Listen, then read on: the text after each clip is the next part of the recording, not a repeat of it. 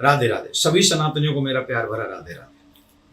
बोरीवली कांदेवली की सफल कार्यक्रम के बाद जहां 50-60 हजार लोग मौजूद थे कथा मंडप में पार्थिव शिवलिंग से पुरानी कथा सुनने, वहां मैंने सनातन परंपराओं को निभाने की, संस्कृति को जगाने की और तमाम ऐसे मुद्दों पर चर्चा की जो हम सनातनियों के लिए परम आवश्यक है।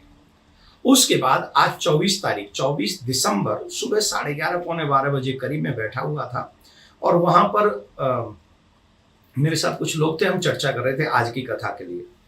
उसी समय एक सऊदी अरबिया से फोन आता है। तो बम के साथ उड़ा दूंगा तेरे, समझ में नहीं आती तेरे कितनी दवा बोला है मुसलमान से पीछे हट जा, इंजरी के बच्चे चौक के ऊपर जिंदा जमा दूंगा तेरे को मैं।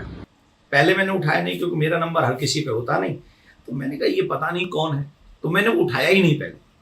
फिर मेरे संग जो थे उन्होंने कहा कि नहीं आप ये फोन उठाइए, पता तो कीजिए कौन है।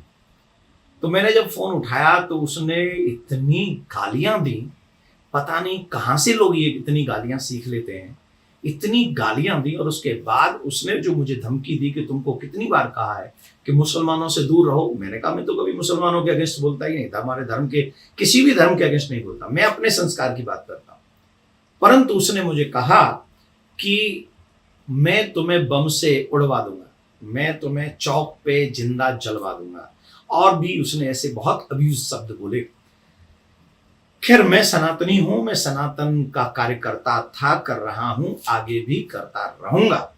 और मैं आशा रखता हूं क्योंकि अभी मैं मुंबई में हूं, तो यहाँ के मुख्यमंत्री श्री एकनाथ शिंदे जी, उप मुख्यमंत्री श्री देवेंद्र फडणवीस जी और मेरे प्रदेश के मुख्यमंत्री आदरणीय श्री आदित्यनाथ योगी जी और हमारे गृह मंत्री श्री अमित शाह जी, आप सबसे मैं एक आग्रह करूंगा, सनातन की आवाज रुकनी नहीं, चलती रहनी चाहिए।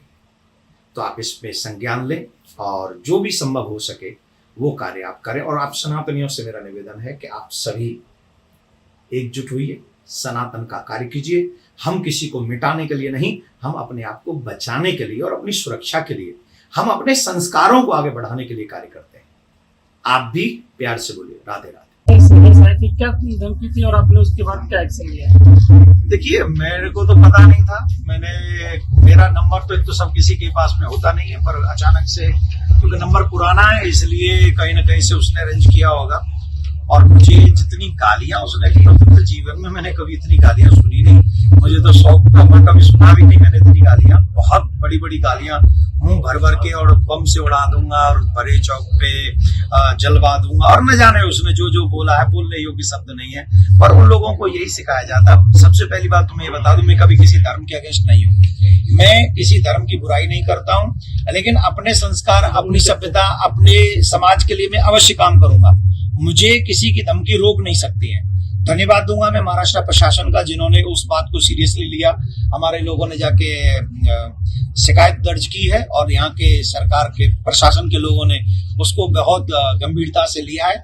यहाँ सुरक्षा भी उन्होंने कथा मंडप की भी बढ़ाई है और उन्होंने इसको आगे फॉरवर्ड जांच के लिए भी उन्होंने कहा है। तो आशा रखता हूँ कि ऐसे लोग हम जैसे लोगों को धर्म प्रचार करने से न रोक सके, ऐसा कदम चाहे वो महाराष्ट्र के मुख्यमंत्री हमारे एकनाथ शिंदे जी हों, देवेंद्र जी हों, चाहे हमारे उत्तर प्रदेश के मुख्यमंत्री श्री योगी आदित्यनाथ जी हों, चाहे हमारे देश के अमित शाह जी रक्षा मंत्री हों, सबसे मैं एक ही निवेदन करूंगा, सनातन धर्म प्रचारकों की सुरक्षा कंपलसरी इसलिए है क्योंकि हम लोग प्रचार कर सकेंगे निर्भय होके, तो हमारे घर घर में सनातन की सुरक्षा हो सकेगी, बच्चे संस्कारी हो सकेंगे।